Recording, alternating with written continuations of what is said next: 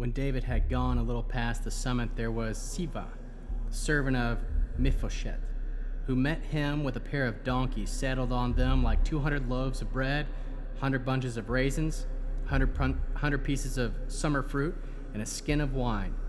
The king said to Ziba, "What do you mean by these?" Ziba replied, "The donkeys are for the king's household to ride on. The bread and summer fruit are for the young men to eat. The wine is for those who collapse in the desert to drink." The king asked, "Where is your master's grandson?" Ziba answered the king, "He's staying in Jerusalem, because he said, 'Today the house of Israel will restore my father's kingship to me.'" The king said to Ziba, "Everything that belongs to Mephibosheth is now yours." Ziba answered, "I bow down before you. May I find favor in your sight, my lord the king."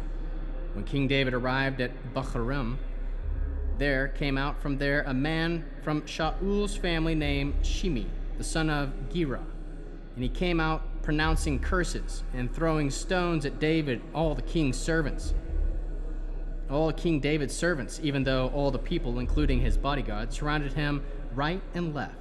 When Shimei cursed, he said, "Get out of here. Get out of here, you killer, you good for nothing. Adonai had brought back on you all the blood of the house of Shaul. You usurped his kingship. But Adonai has handed over the kingdom to your son Absalom, your son. Now your own evil has overtaken you because you are a man of blood."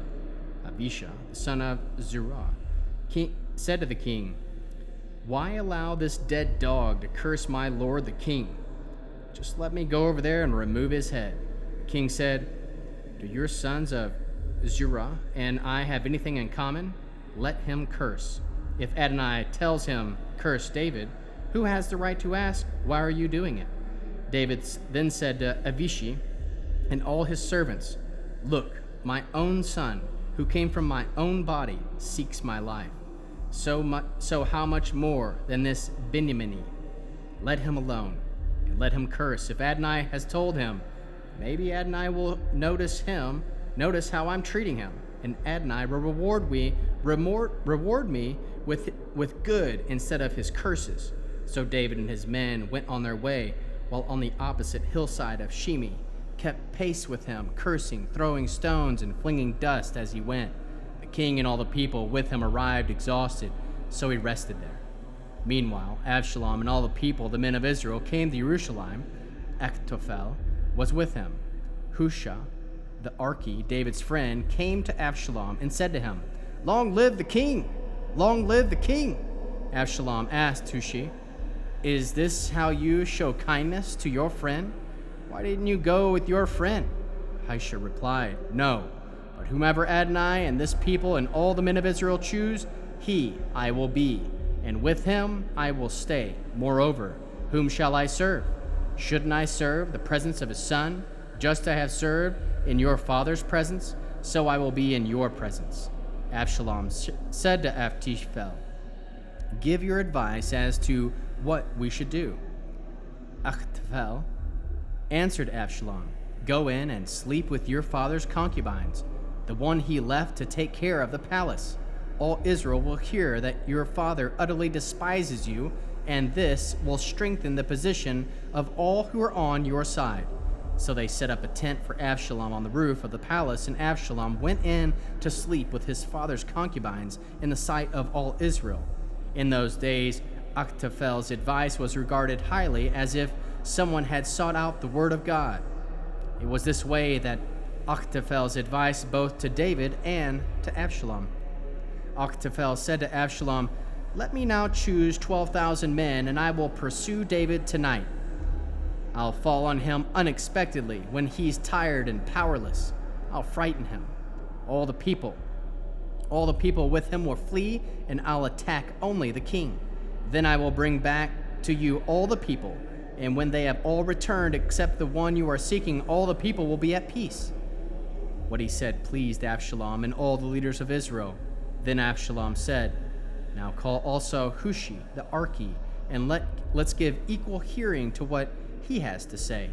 When Hushai appeared before Absalom, Absalom said to him, "Achitophel has said such and such. Should we do what he says? If not, you tell us." Hushai said to Absalom, The advice of Achitophel has given this time is not good.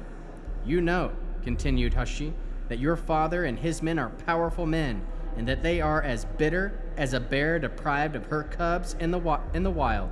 Moreover, your father is a military man, and he won't camp for the rest of his people. Right now, he's hidden in a pit or somewhere. So what will happen is this: when they begin their attack, and whoever hears about it says a slaughter is taking place among Absalom's followers, then even the strongest among them, someone whose courage is that of a lion, will completely collapse. For all Israel knows that your father is a powerful man, and those with him are powerful men. Rather, I advise you, summon all Israel to come to you from Dan to Beersheba, numbering as many as the sand grains on the seashore, and that you go in battle, you yourself. In this way, we'll come upon him wherever he is, and will fall on him as the dew falls on the ground. Of him and all the men with him, we won't leave even one alive. If he withdraws into a city, then all Israel bring up ropes to the city, so we will drag it, even the riverbed, until not even a pebble is left. Absalom and all the men Israel said, the advice of Hushai the Archi is better than the advice of Achitophel, for Adonai has determined to frustrate the good advice of Achitophel, so that Adonai could bring disaster on Absalom. Then Hushai said to Zadok and Abiathar the Kohanim, Achitophel gave such and such advice to Absalom and leaders of Israel, but I advise so and so. Now therefore send quickly and tell David, don't stay tonight in the desert plains, but whatever it takes, move on from there. Otherwise the king and all the people with him will be engulfed. Yonatan and Achbenetz were staying in En Rogel. A female servant was to go and tell them, and they in turn were to go and tell King David. For it not to do to have them seen entering the city. But a boy saw them and told Absalom. So both of them took off quickly and came to the house of the man of Bahurim, who had a cistern in his courtyard, and they went down into it. His wife spread a covering over the cistern's opening and scattered drying grain on it, so that nothing showed. Absalom's servants came to the woman of the house and asked, where is Achmatz and Yonatan? The woman answered them, they have crossed over the stream. After searching and not finding them, they returned to Jerusalem. After they had left, the two climbed out of the cistern and went and told King David, get up and cross the river, because Achitophel has given such and such advice against you. David and all the people with him got up and crossed the Jordan. By dawn, every one of them had crossed the Jordan. When Achitophel saw that his advice was no longer followed, he saddled his donkey, set out, and went home to his own city.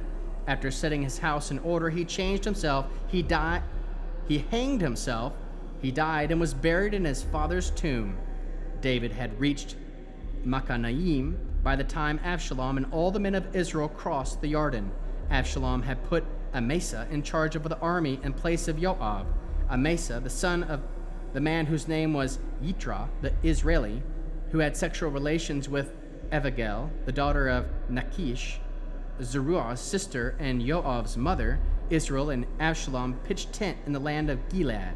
After David had arrived in Machanaim, Shovi, the son of Nakash, from Rabbah of the people of Ammon, Machir, the son of Amiel, from Lo-debar, and Berezilah, the Gilead, from the Roglim, brought beads, basins, clay pots, wheat, barley, flour, roasted grain, beans, lentils, roasted millet, honey, curdled milk, sheep, cheese, made from cow's milk, from David and with the people with him to eat, because they said, those people are hungry, thirsty, tired from the desert.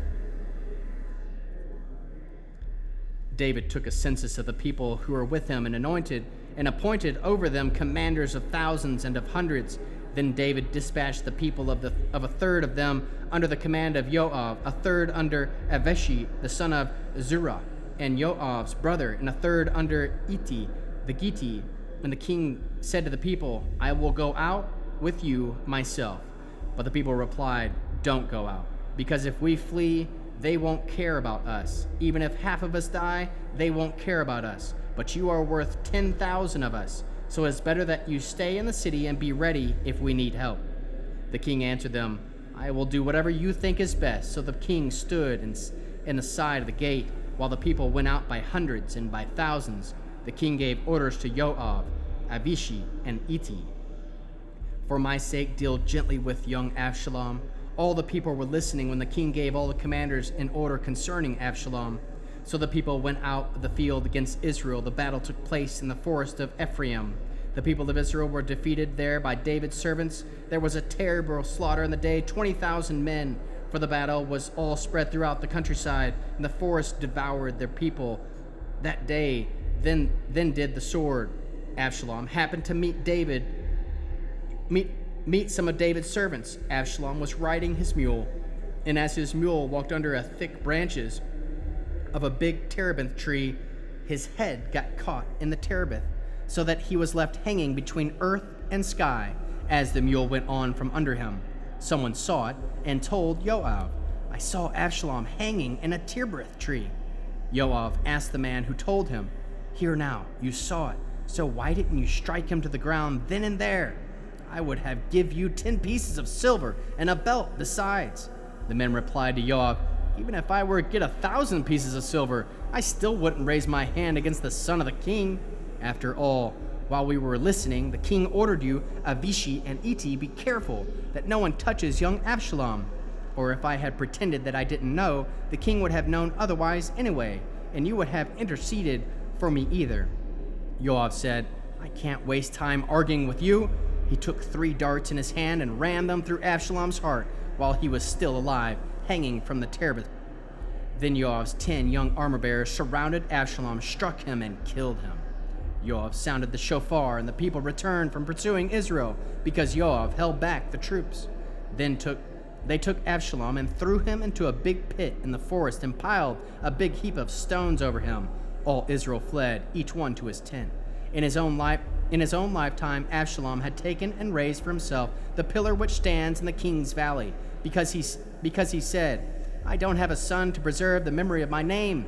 So he named the pillar after himself, and it's called Absalom's monument to this day. Then Ahimaaz, the son of Zadok, said, "Let me run now and bring news to the king that Adonai has judged in his favor by releasing him from his enemies." Joab said to him, "You are not to be the one who brings the news today. You can convey news another day, but today you will not bring news, because the king's son is dead." Then Joab said to the Ethiopian, "Go, tell the king what you saw." The Ethiopian bowed to Joab and ran off. But Ahimaaz, the son of Zadok, said again to Joab, "Come what may, please let me also run after the Ethiopian." Joab answered, "Why do you want to run, my son? You won't receive any reward for bringing the news. I don't care. Whatever happens, I won't run." So he said to him, "Run." Then Ahimaaz ran by the road through the desert flats and outran the Ethiopian. David was sitting between the 2 gates. A watchman went out from the roof of the gate and out into the wall, raised his eyes, looked, and saw there a man running by himself. The watchman cried out and told the king. The king said, "If he's alone, he has good news to tell." As he ran along, came close, the watchman saw another man running and called the gatekeeper. "There's another man running by himself." The king said, He too has good news." The watchman said, "The first one runs like Ahimaaz, the son of Zadok." The king said, "He's a good man. He comes with good news." Ahimaaz called to the king, "Shalom," prostrated himself before the king with his face to the ground and said, "Blessed be Adonai by God, your God, who has handed over men who rebelled against my lord, the king." The king asked, "Is everything all right with young Absalom?"